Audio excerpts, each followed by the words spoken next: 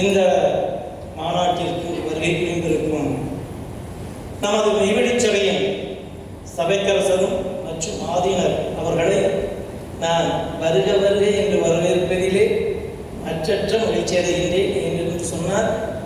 கடந்த 18 ஆண்டுகளாக சபைக்கரசர் அவர்கள் நாங்கள் கூப்பிடும் பொழுதெல்லாம் உடனே ஒத்துக்கொண்டு அவர்கள் வருகின்ற அந்த ஒரு நல்ல ஒரு சந்தர்ப்பம் எங்களுக்கு அமைந்ததை நினைத்து மற்றற்ற மகிழ்ச்சி அடைகின்றேன். தொடர்ந்து அவர்கள் எங்களுக்கு ஒரு ஆதரவாக நின்று இது இன்னும் வளர வேண்டும், இன்னும் சிறப்பாக இருக்க வேண்டும் என்று அவர்கள் அடிக்கடி நேரத்திலே கூறியது போல நம் தெய்வம் அவருடைய ஆசீர்வாதம் இந்த ஈரோடு சபையானது மிகவும் பெருகி சிறப்பாக நம் முறையிலே நடந்து கொண்டு வருகின்றது.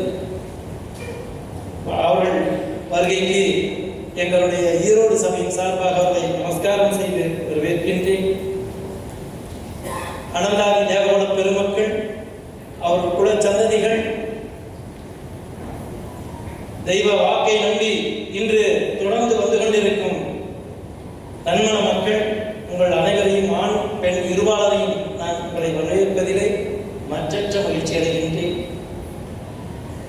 அதாவது அருள்படிந்த பெருங்குளம் என்ற ஒரு தலைப்பை வைத்து இதை நடத்துவதற்கு தெய்வம் அவர்களுடைய ஆசீர்வாதம் நினைக்கிறது என்ன, அவங்கதான், அதுக்கு மேல என்ன.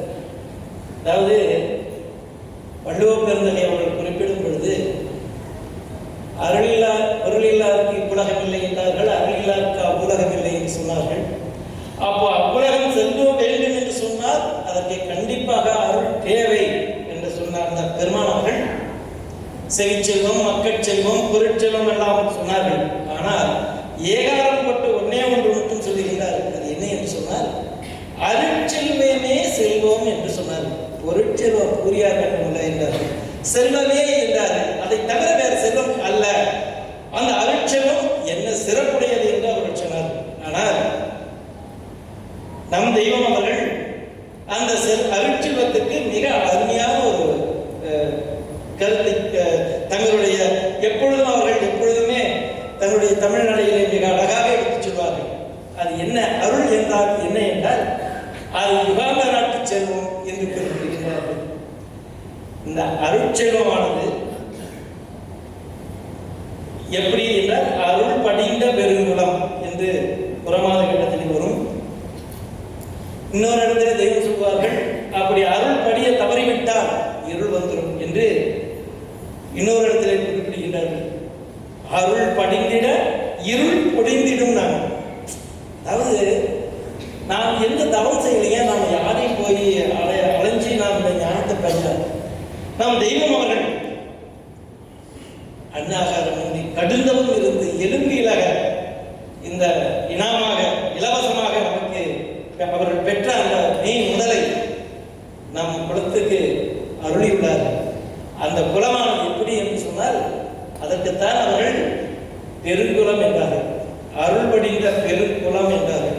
இந்த குலத்தினுடைய சிறப்பை அவர்கள் சொல்லுகின்ற பொழுது இந்த குலம் எப்பேற்பட்டது என்றால் காரணிகள் யமனுக்கு அஞ்சாத புறவர் குலம்.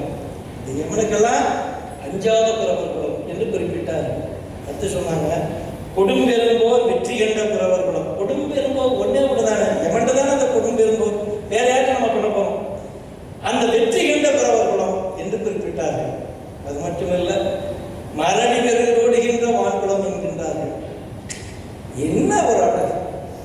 எப்பேற்பட்ட குளத்தில் நாம் வந்திருக்கின்றோம் என்றால் அந்த மரணி பெருங்கோடுகின்ற வான்குளத்தில் நாம் வந்திருக்கின்றோம். அதனால்தான் அவர்கள் வாழ்வாய் சிறப்பியா என்று நமக்கு ஆசீர்வாதம் பதிக்கின்றார். அந்த குளத்தினுடைய பெருமையில் பிறந்த நாம் அந்த அருள் நமக்கு கிடைக்க நாம் என்ன பாக்கியம் செய்தோம் என்றால் அந்த அருளை கொடுக்கக்கூடியவர்கள், அருளை வழங்கக்கூடியவர்கள் அதற்கு தகுதியானவர்களா என்றால் அது எப்படி அவர்கள் தகுதியாக ஆக்கி இந்த பூ உலகத்திற்கு வந்தார்கள் என்று சொன்னால், அதாவது அந்த தீர்க்கதரிசி மார்கள் எல்லாம் தாங்கள் அந்த நெடுங்காலம் கண்ட அந்த ஒரு செயலை குறிவைத்து இன்னார் வரப்போகின்றார்கள் சொன்னார்கள் அல்லவா, அப்படி அதை வரைந்து ஊனி வைக்கின்றது போலவே அந்த மகதி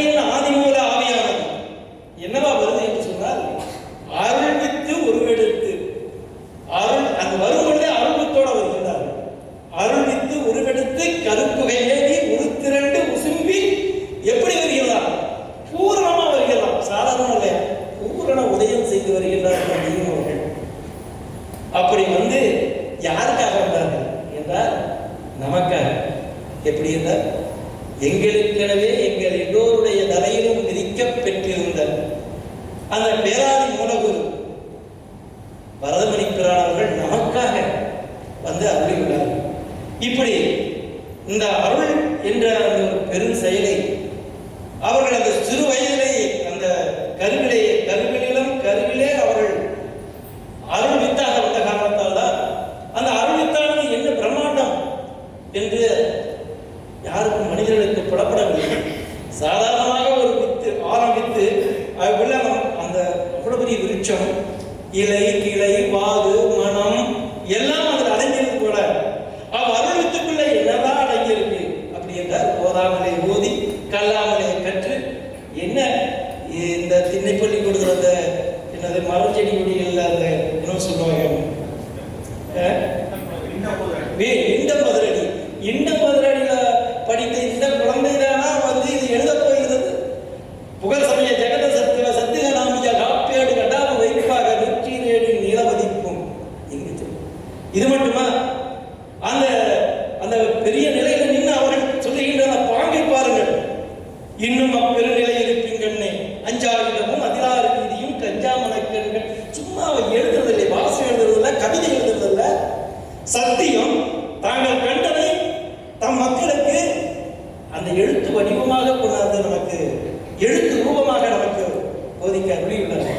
அப்படி பெற்ற நாம் ஒரு குலத்திலே பிறந்த அந்த ஒரு பெருமை ஒன்றும் இல்லை. நாம் செஞ்சது என்ன, நமக்கு என்ன சொன்னாங்க, நம்பி கொம்பத்தனமா யதார்த்தமா இருக்கு அப்படின்னு சொன்னது. ஏமாந்து நமக்கு எதுக்கும் லாய்க்கில்லாத நம்மை அந்த நரனை மக்களாக்கி அந்த மக்களை தேவராக ஆக்குவது என்பதற்கு மலையும் காடுகளையும் அலைந்து பலகாலம் இருந்து கிட்டலாம் கிட்டாமையும் போலாம். அப்படி ஒரு குரு கிடைத்தார்.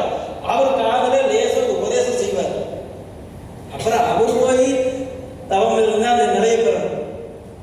இன்னும் ஒரு வசந்த காலம், அதனால்தான் இது ஒரு பூவன வசந்த காலம் என்று குறிப்பிடுகின்றார்கள். அப்பேற்பட்ட குலத்தில் நாம் வந்தனா அதை தெய்வம் எப்படி எடுத்திருக்கின்றார்கள் என்றால், சத்திய தேவ பிரம்மகுலம் என்று எடுத்திருக்கின்றார்கள். இந்த சத்திய தேவ பிரம்மகுலத்தில் நாம் அனைவரும் இருக்கிறதை நினைத்தால் மற்றற்ற மகிழ்ச்சி. அது அருள் படிந்திருக்கிறோம். நீங்க அருள் வந்து சாதாரண நமக்கு கேட்டு பிறந்ததுன்னா அவங்களே படிய வச்சுட்டாங்க. நமக்கு எப்பேற்பட்டது அருள் படிந்த பெருங்குளம். அந்த குலத்தில் நாம் வந்தனா இன்று எல்லாரும் நீங்க எல்லாம் கூடி இப்படி ஒரு எனக்கு கண்ணே கலைஞரிச்ச ஒரு பாடப்பாடு. ஏன்னா இன்னும் ஒரு சிறப்பு, அவர்களை ருசிக்கவும் ரசிக்கவும் அவர்களை படிக்கவும் கேட்கவும் தானே இந்த புலன்களை கொடுத்தார்கள். அதற்கு ஒரு வாய்ப்பு தானே நாம் ஏற்படுத்தி கொடுக்கிறோம் என்று சொன்னார்கள். அப்படியான ஒரு வாய்ப்பு நீங்கள் எல்லாம் கலந்து கொண்டது எனக்கு ரொம்ப மற்றற்ற மகிழ்ச்சி. அதுவும் சென்னை சபையிலிருந்து திருச்சி சபை, என்ன திருவண்ணாமலை, கோயம்புத்தூர், சிவகாசி, இன்னும் மதுரை, எனக்கு எத்தனை ஊர் தெரியல, கும்பகோணம், அப்போ பக்கத்தில் இன்னொரு மூவர்கோட்டை, ராஜபாளையம், அதுக்கு பக்கத்தில் இருக்கிற எங்கெங்க இருந்தெல்லாம் மக்கள் வந்து குவிந்த வண்ணமாக இருந்ததை நினைத்து நான் மற்றற்ற மகிழ்ச்சி அடைகின்றேன். எதற்காக வந்தீர்கள் என்றால், ஈரோட்டு வந்தது இந்த ஒரே ஒரு உணவுக்காக என்று எல்லாரும் என்னிடத்தில் சொல்லும் பொழுது எனக்கு ரொம்ப சந்தோஷமாக இருந்தது.